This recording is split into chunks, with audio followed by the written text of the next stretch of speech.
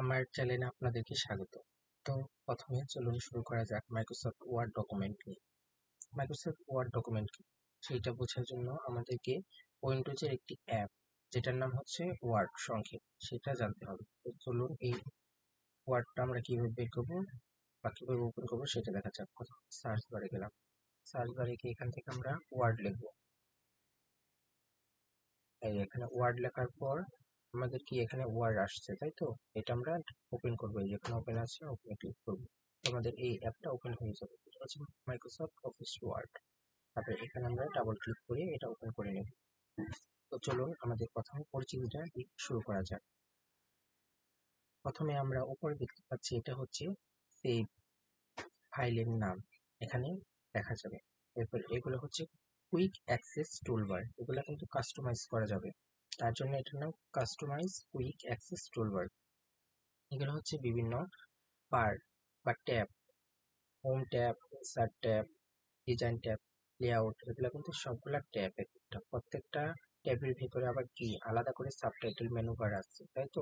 আলাদা করে ট্যাব আছে। এটা হচ্ছে রিবন, এটা কিন্তু রিবন কিন্তু দুইটা, রিবন বা স্কেল যাই বলি না কেন, এই যে স্কেলটা কিন্তু টোটালি আমাদের পেজের মার্জিন যেটা হয় এখান থেকে লেখা স্টার্ট হবে।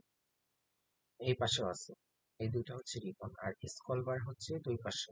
যখন আমরা পেজটা জুম করব, দেখুন এই জায়গা থেকে কিন্তু আমাদের জুম করা যাবে, যে নিচে তাকান আপনারা ডান পাশে, এই যে এখানে জুম করা যাবে, তখন কিন্তু আমাদের স্ক্রল বারটা দুইটা হবে। দেখুন আমরা ওতে একটু জুম করার পর এই যে কিন্তু আমাদের এই যে স্ক্রল বার হয়েছে, তাই তো? আর উপর নিচেও স্ক্রল বার। এরপর আমরা জুমটা কমাবো। আচ্ছা, তো এটা হলো পেজ। আমরা যাই লিখি না কেন এখানে আমাদের কি লেখাটা হবে। তো প্রথমে শুরু করা যাক। প্রথমে আমরা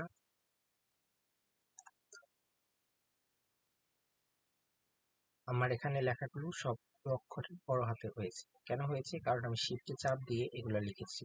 অথবা আপনি আরেকভাবে লিখতে পারেন, সেটা হলো ক্যাপস লকের চাপ দিয়ে আপনি লিখবেন। কিন্তু ক্যাপস লকে চাপ দিয়ে লিখলে আপনাকে ধরে রাখতে হবে না, মানে চাপ দিয়ে রাখতে হবে না।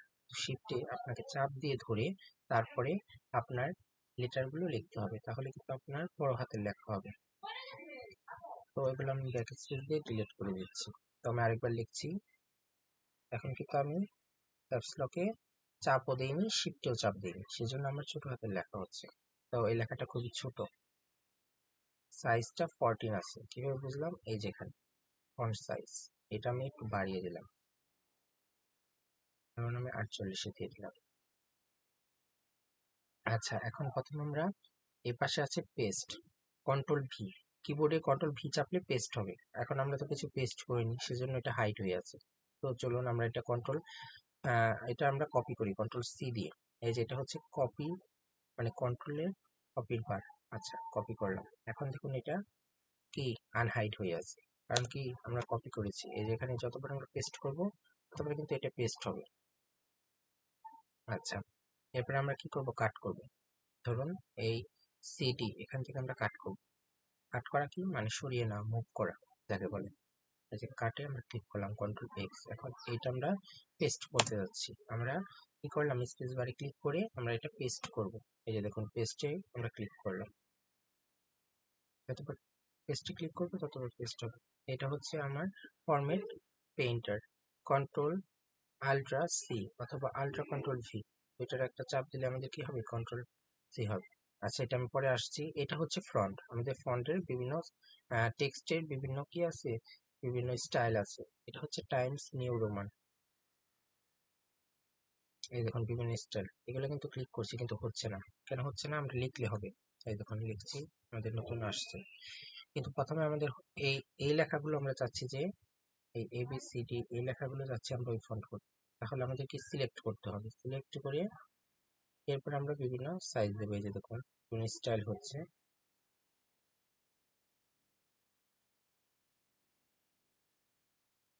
দেখুন আমাদের বিভিন্ন স্টাইল হচ্ছে।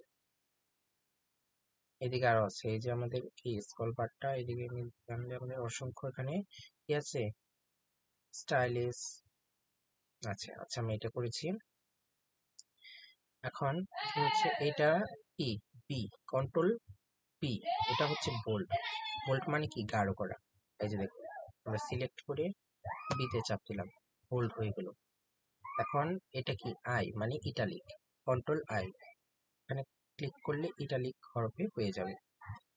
ইউ মানে আন্ডারলাইন, এটা হচ্ছে কন্ট্রোল ইউ, এখানে আমরা ক্লিক করলে নিচে একটা দাগ হয়ে যাবে যাকে বলা হয় আন্ডারলাইন। আন্ডারলাইনে কিন্তু বিভিন্ন ফাংশন আছে, আমরা এই যে এখানে একটা কিন্তু ড্রপ ডাউন বাটন আছে, এখানে আমরা ক্লিক করে বিভিন্ন স্টাইলের কি করতে পারবো, আন্ডারলাইন দিতে পারবো, আমাদের যেটা ইচ্ছা সেইটা। এরপর স্ট্রিক্ট, স্ট্রিক্ট আমরা কি মাঝখানে লেটারটা কি হবে, কাটা যাবে। আর এটা হচ্ছে আমাদের কি সাবস্ক্রিপ্ট, মানে আমাদের এটা নিচে চলে যাবে। আর সুপারস্ক্রিপ্ট মানে কি উপরে চলে যাবে। তো আমি একটু বোঝাচ্ছি, ধরুন এখানে আমরা এখানে আসছি, ধরুন X 2 plus sorry plus Y 3 log 10। আচ্ছা, এই এই লেখাটা এখন আমরা টুটা কি সমান হচ্ছে তাই না, টুটা কিন্তু আমাদের কি করতে হবে, সুপারস্ক্রিপ্ট করতে হবে। তাহলে এই যে টুটা উপরে চলে গেল, ধরো এই লগ 10 এর 10টা আমরা কি নিচে করবো, তাহলে সাবস্ক্রিপ্ট, এখানে ক্লিক করলাম, নিচে চলে গেল। এগুলো কিন্তু অবজেক্ট ফরম্যাট করতে গেলে আমাদের এগুলো লাগবে।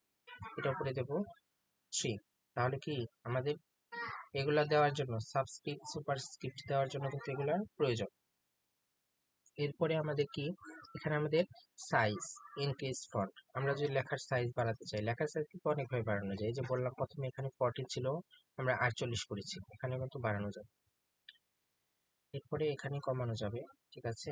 আর এটা হচ্ছে চেঞ্জ কেস, মানে আপনি বড় হাতের সেন্টেন্স কেস, মানে সেন্টেন্স কেস যেভাবে হয় সেভাবে হবে, যেভাবে মানে প্রথম অক্ষরটা বড় হাতের, এরপরে লোয়ার কেস মানে সবগুলো ছোট হাতের অক্ষর। দেখুন সবগুলো কিন্তু ছোট হাতের অক্ষর হচ্ছে, আপনারা কি বুঝতে পারছেন, কমেন্টে জানান। আপার কেস, দেখুন সবগুলো বড় হাতের। এটা কি ক্যাপিটালাইজ ইচ ওয়ার্ড, মানে প্রত্যেকটা ওয়ার্ডের প্রথম অক্ষর বড় হাতের, এটা কিন্তু একটা ওয়ার্ডের মতন হয়েছে যেহেতু একসাথে আছে। আর যদি আমরা ধরুন এই যে এটা সম্পূর্ণ সিলেক্ট করলাম, এখন আমরা সেন্টেন্সকে ক্যাপিটালাইজ ইচ ওয়ার্ড দিয়ে দেখি। দেখুন এখানে এ বড় হাতের হয়েছে, সি বড় হাতের হয়েছে। তারপরে ট্রাগল কেস, এটা হচ্ছে প্রথম অক্ষর ছোট হাতের, এটা কিন্তু সচরাচর কোথাও দেখা যায় না, কারণ প্রত্যেকটা লেটারের প্রথম অক্ষরটা আমরা দেখি সচরাচর বড় হাতের, মানে সেন্টেন্স কেসটা সব জায়গায় অ্যাভেলেবেল। তারপর অনেকে আপার কেস দেয়, লোয়ার কেস দেয়, যে যার মতন দিতে পারে, সেটা আপনাদের চয়েস। এরপর এটা হচ্ছে ক্লিয়ার ফরম্যাটিং, মানে এতক্ষণ যাবত আমরা যা করলাম, এই যে দেখুন এটা, এর আগে আমি একটা বাদ দিয়ে এসেছি ক্লিপবোর্ডের উপরে, এই যে ফরম্যাট প্রিন্টার, এটা কি, এটা হচ্ছে আমি যদি এই একই রকম এবির উপর স্টিক থ্রো, সেই একই রকম স্টাইলের একই রকম দেখতে অন্য জায়গায় আমি তৈরি করতে চাই, আমি তাহলে কি করব, এটা ফরম্যাট প্রিন্টার করব। এখানে আমি ক্লিক করলাম, এখন আমি কার্সরটা এখানে আসলাম, দেখুন এটা কিন্তু একটা ঝাড়ুর মতন চিহ্ন হয়ে গেছে। এখন আমি যেটার উপরে এটা মানে সিলেক্ট করব সেইটাই এবি স্টিক থ্রোর মতন হয়ে যাবে। ধরুন আমি এই যে এক্স স্কোয়ার এটা আমি করলাম, এরকম হয়ে গেছে সেম এটার মতো, এটার নাম হচ্ছে ফরম্যাট প্রিন্টার। তাহলে এটা বুঝতে পারলাম। এইটা কি, এটা হচ্ছে আমার ক্লিয়ার অল ফরম্যাটিং, মানে কি এতক্ষণ যখন আমরা যা করলাম সব কিন্তু কি হয়ে যাবে, একটা ক্লিকে নষ্ট হয়ে যাবে। এটা হচ্ছে ক্লিয়ার ফরম্যাটিং, দেখুন একদম ছোট ছিল যেরকম সাইজে সেরকম হয়ে যাবে। আচ্ছা, এরপরে এটা হচ্ছে আমাদের কি টেক্সট ইফেক্ট অ্যান্ড টাইপোগ্রাফি, মানে কি এগুলো আমরা বিভিন্ন কালার করতে পারবো। এখন বলবেন যে কালার হচ্ছে না কেন, তার জন্য আমাদের কি করতে হবে, সিলেক্ট করতে হবে। এই যে দেখুন সিলেক্ট করলাম, এরপর আমি বিভিন্ন কালার দেবো, এই দেখুন বিভিন্ন কালার হচ্ছে, যেই কালার চাই সেই কালার দিতে পারবেন। এখানে আছে আউটলাইন, আউটলাইনে বিভিন্ন কালার আছে আপনারা দিতে পারবেন, এবং অসংখ্য সেটিং, মানে বলার মতন নয় যে প্রত্যেকটা রিবনে প্রত্যেকটা সাবটাইটেলে আপনারা অসংখ্য সেটিং পেয়ে যাবেন, এবং সেই সাথে আপনার খুঁটিনাটি যদি বিস্তারিত নিজেরাই চেষ্টা করে দেখেন তাহলে কিন্তু আপনারা প্রফেশনাল হয়ে যাবেন, এবং আমার থেকেও অত্যন্ত ভাবে প্রফেশনাল হয়ে যাবেন। এখানে দেখুন শ্যাডো আছে, মানে ছায়া, রিফ্লেকশন, প্রতিবিম্ব, গ্লো, তারপরে নাম্বার স্টাইল, লিগাচার, স্টাইলিশ সেট, এগুলো সব কিন্তু আপনারা একে একে দেখে নেবেন।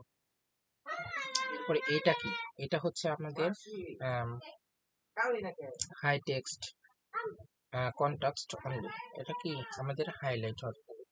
তারপরে এইটা এটা আমরা সিলেক্ট করি, দেখি কি হয়। এইটা এটা কি আমাদের, এটা হচ্ছে আমাদের ফ্রন্ট কালার, মানে ফ্রন্টের কালার। আচ্ছা, এটা আমি একটু বোঝাচ্ছি। এই যে দেখো, এটা কি, এটা হচ্ছে আমরা কিন্তু এই যে আগে যেরকমটা করেছিলাম টেক্সট হাইলাইট কালার। দেখো, এই জায়গায় আমি আর কিছু লিখছি। তা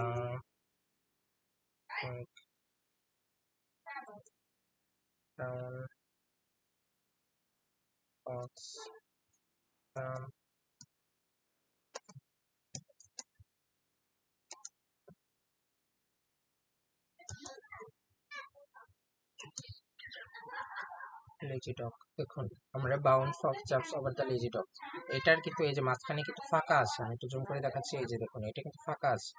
এই ফাঁকাটা আমি রাখতে চাচ্ছি না। ধরুন আমি এটা সম্পূর্ণটা আমি সিলেক্ট করলাম, সিলেক্ট করে আমি কি করছি, আচ্ছা, সিলেক্ট করে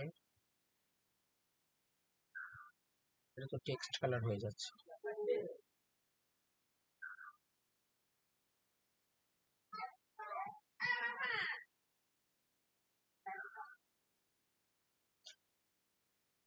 আচ্ছা, এরপরে আমাদের কি এখানে আছে বুলেট। এবার একটা ফাইলটা পরে আসছি। তো আজকে এই পর্যন্তই।